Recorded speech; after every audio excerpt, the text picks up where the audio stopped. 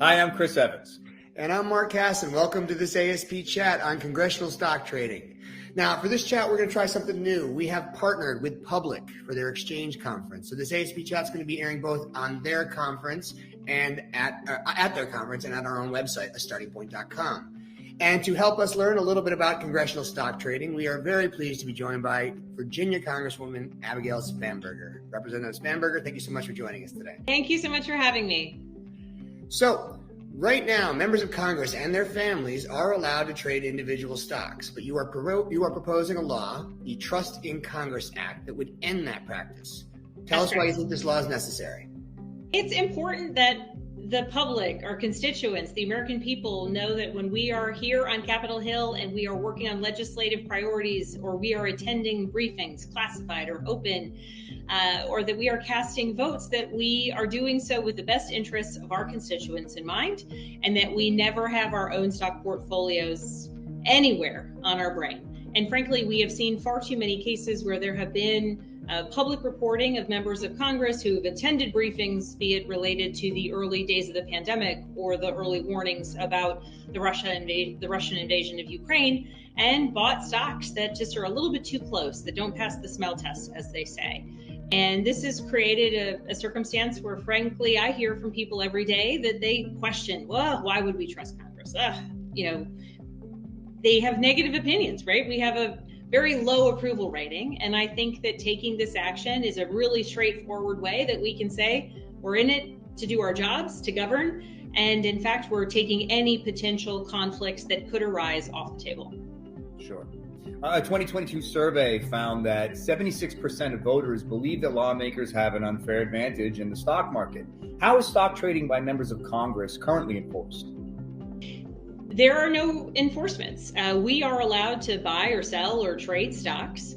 And we have significant transparency rules. About 10 years ago, the bill called the Stock Act was passed, which required real transparency. And that was an enormous step forward. So any sales, any purchases that people make, they have to do a periodic transaction report. So it is known the stocks that people hold, the stocks that people sell. But frankly, that has led to making it clear to me that we should just not have stock ownership. Because it's very clear that there are certain briefings related to COVID, and within days there were members of Congress who were buying or selling stocks that either went up or went down relative to that emergency.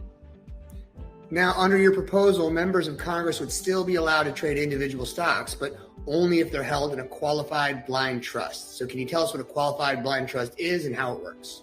Absolutely. So my co-lead on this bill is Chip Roy, a Republican from Texas. And our priority is that we don't want members of Congress, their dependent children or their spouses, having any say in the stocks that are getting sold. We recognize that people come to Congress and they might have stock holdings. And so a qualified blind trust would be a trust that would be set up with the Office of Congressional Ethics, working through the process.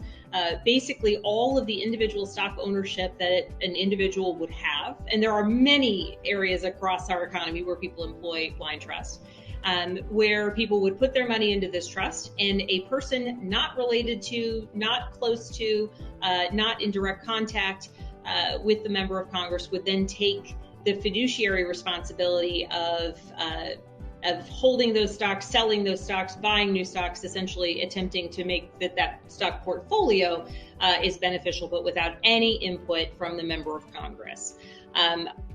That is what we included in our bill to account for the fact that there are members of Congress who come to Congress with stock holdings. But frankly, if someone wants to put forward an amendment and say just no stock purchases, no blind trusts, just mutual funds, I'm open to anything and everything in this space to get at that original goal.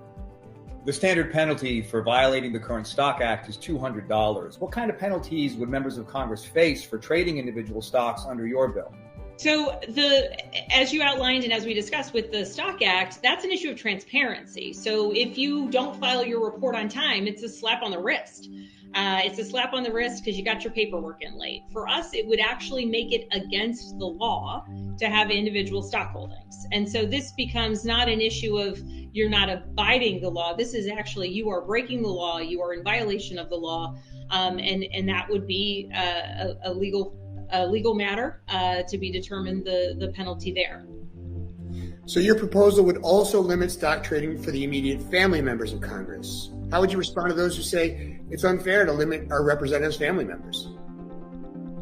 The reality of the job, and certainly I think, Chris, there's realities of your job. I can't walk into a grocery store with my family without getting recognized in the community that I represent. We do lots of TV ads, I do lots of interviews, people know my face. There's already elements of the lives that we lived before Congress and now in Congress that have been disrupted. And my family and any family can make certain decisions about whether this type of service or this type of work is acceptable to the family. And I personally, as a former CIA officer, I used to submit to full scope polygraphs where you get strapped in a chair and people would ask you the most invasive questions about your life ever. And I did that because I wanted to be deemed trustworthy by the American government and by the American people. And so I don't think it is too much of a challenge for us to say that putting limits on spouses or dependent children is an undue burden. And in fact, I think that if we were to try to be cute about this and say, well, I can't sell individual stocks, but my husband can, it just doesn't pass the smell test. And it's important that, when the American people look at what we're doing, this whole goal here is to ensure that they can trust us and that we're giving them reasons to trust us. I like that answer. Are there any alternative ways to allow Congress and their family members to invest? Absolutely. So we want to make sure that people can save for their retirement, can save for their future, but we want you to be diversified. So we did talk about the option per our legislation of a qualified blind trust. But if you don't want to give up all of your investment capabilities over to a blind trust, which, can take time to set up and can be expensive, mutual funds, that's a great option. ETFs, a great option, because the goal here is that when I sit down with a CEO from XYZ company, or when I leave a particular briefing, I know that I hear things and I'm exposed to things that my constituents are not exposed to. And it doesn't necessarily meet the threshold of insider trading, which is illegal, but it certainly meets the threshold of we just know a lot and we're exposed to a lot and people tell us a lot.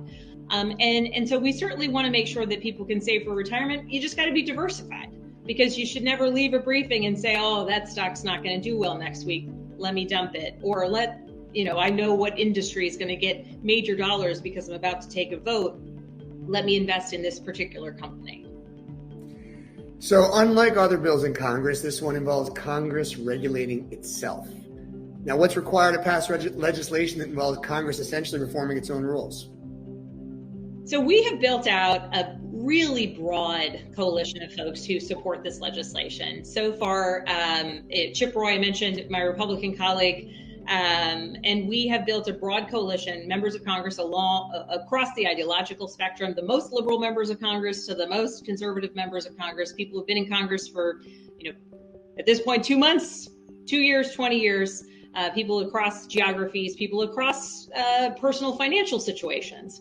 And really the common thread here is that we are a coalition of people who recognize that the current system isn't working, that we hear it from our constituents that they don't trust Congress. They may trust us, as I hear, like, I trust you, but Congress, right?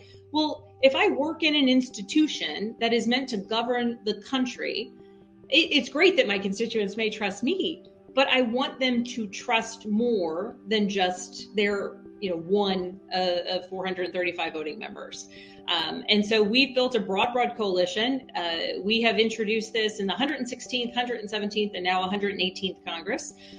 We continue to add co-sponsors by the day. And frankly, we excitingly have new members of Congress who were just sworn in 2 months ago who campaigned on our legislation. We have one person who actually did a TV ad committing to supporting this legislation. And so the tides are really turning. We had a committee hearing in the House Administration Committee where both the chair, that would be the Republican member, and the ranking member, that's the Democrat, spoke favorably, asked really reasonable questions about our particular legislation, and spoke favorably of the principle that we are trying to pursue. So we're certainly, I think, in the best position that we've ever been, and Chip and I will continue to push it, and certainly our constituents across our districts and the American people across the country continue to push this issue, because it means a lot. It's important. And I think that the American people should have faith in their government. They may not always like the decisions we make, but at the end of the day, they should know that I made a decision whether they liked it or not, because it's what I believe is the right thing to do and not something that might benefit me. These are great answers. Your bill is titled the Trust in Congress Act. A Pew survey from June 2022 found that trust in the government is near historic lows, with only 19% saying they trust the government to do the right thing most of the time. What else needs to happen to restore America's trust in Congress? Well, I think this is a good step in the right direction. Transparency matters. Being engaged with voters matters. Explaining ourselves matters. Frankly, so much of, I think, the challenges that we see within our political system relate back to the fact that our districts can be so skewed, either heavily Democratic districts or heavily Republican districts. And in fairness, the things that people hear in one district or the other might be really different. I represent a swing district, and so I hear from everybody. Somebody's always happy, somebody's always angry. And, I think that that's a good place to be. And if we had more districts that were a little bit more varied, a little less safe, as they say in electoral politics, I think that would be helpful. So that gets to the question of gerrymandering. That gets to the question of, how we are elected. But at the end of the day, I think the way that we go about that mission of restoring trust in government is, as elected leaders, doing everything we can to ensure that people know that we are listening to them and we are endeavoring to be accountable. So that's town halls, that's communication with our constituents, that we're making decisions that are meant to be based on principle and based on policy, and not based on personal gain. So this example of the legislation, the Trust in Congress, I think is an important effort that we can take in that space. And then ultimately, there needs to be an effort to recognize that I may feel very strongly about a particular issue, and I may believe very deeply that I have the answer for how we get at it.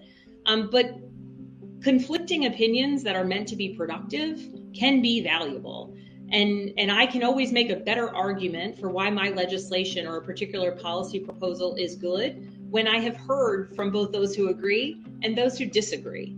And if you can answer the questions of your detractors, you can certainly put forth legislation that is strong. And so I think that better communication, frankly, in this space, the ability to disagree with each other in a way that can be meaningful, and that starts at all levels. That starts I have 3 kids. The youngest just turned 9, and teaching our communities that they don't have to agree on everything at times can be an important step in the right direction. Well, you basically just repeated our mission statement, so I don't know if you're trying to give us a commercial, but we really appreciate that. And as always, we really appreciate talking to you, and thank you for your time. It's such an interesting subject and a great window into transparency and fairness in elected officials. So, we couldn't appreciate you joining us more for this. Absolutely. Thank you so much. And thank you for the work that you do. Really just dialogues about issues.